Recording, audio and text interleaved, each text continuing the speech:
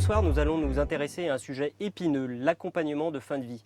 Un sujet qui inquiète les Français. Selon un récent sondage, 86% d'entre eux sont favorables à l'euthanasie.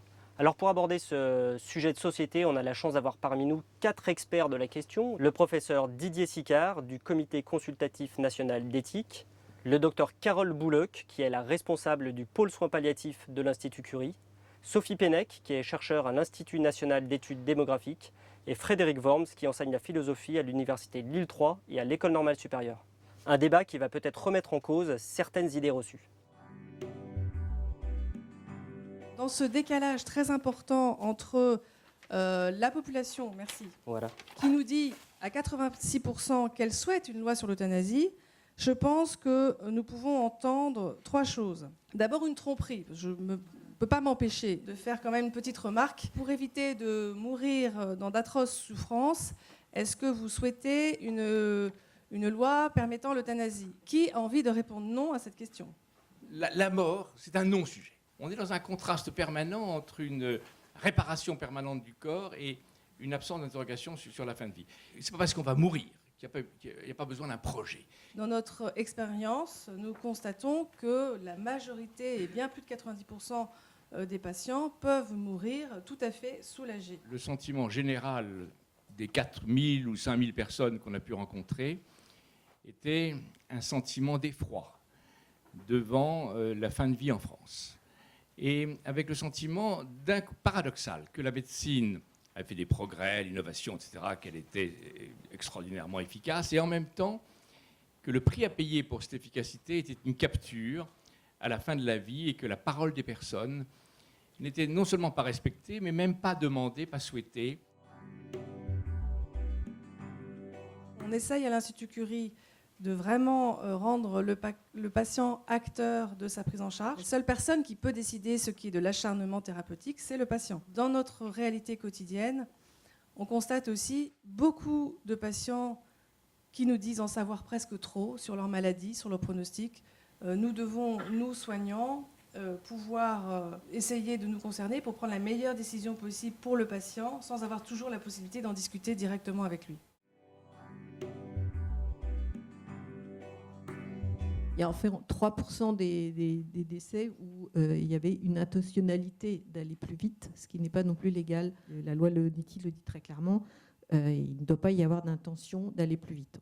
On peut arrêter des traitements, intensifier le traitement de la douleur, mais l'intention doit être de soulager le patient et non pas de lui abréger sa vie. C'est dans 10% des cas où il y a une intensification du traitement de la douleur, et même dans certains cas d'administration d'un produit létal, les médecins ont déclaré qu'ils avaient pris la décision seuls, c'est-à-dire sans poser la question ni aux patients, ni à la famille, ni à d'autres collègues.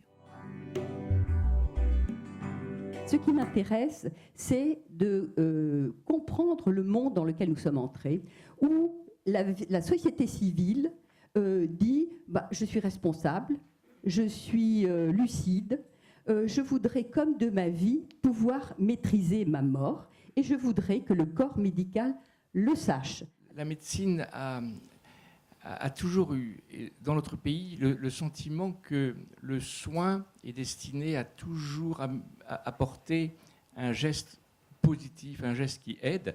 La médecine devrait intégrer le palliatif, que l'on puisse déposer les armes, que la médecine retrouve sa fonction de soin. La mort, c'est un moment absolument important de l'existence et que ce n'est pas en médicalisant la mort à l'excès qu'on va résoudre le problème. C'est en pensant qu'il y a une attention à l'entourage. L'entourage doit être aidé. Moi, j'avais cru comprendre que la morphine a pour effet de soulager la douleur, mais la morphine en grande quantité a pour effet éventuellement d'accélérer le processus. Si effectivement on donne de la morphine à un patient qui est en phase agonique, donc un patient qui est en train de mourir dans les heures, je vous rappelle la définition, dans les heures ou dans les jours qui viennent, à ce moment-là, effectivement, son corps est déjà très délabré, très dénutri, très faible, sa conscience déjà atténuée.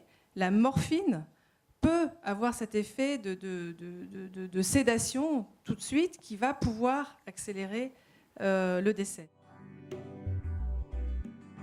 Il me semble que la détresse psychologique, c'est un des enjeux autour de la sédation, c'est est-ce qu'on s'autorise, comment, par qui, pourquoi, dans quelles conditions? La détresse psychologique, c'est sûrement le plus gros problème qui se pose actuellement. Le fait de savoir que sa vie est limitée, c'est déjà en soi une souffrance, et surtout quand c'est à court terme. Et que pour certains, il n'y a plus de sens. Il n'y a pas de sens. Il y a vraiment des patients, c'est plus qu'une détresse psychologique qui existe, mais moi, ce qui me frappe le plus, c'est la détresse existentielle. C'est-à-dire quel est le sens d'attendre que je vais aller de plus en plus mal. Et c'est là qu'effectivement le travail palliatif est un travail en fait de médiation entre les différents soins, entre le soin parental et le soin médical, et c'est cet espace de médiation que la loi doit protéger avec l'intervention des proches et faciliter ce travail qui est difficile. De même qu'une société se déshonore à laisser les gens mourir dans les couloirs, de même un proche, en ne participant pas à ce travail du décès de l'autre, il est déjà en train de rater sa propre mort.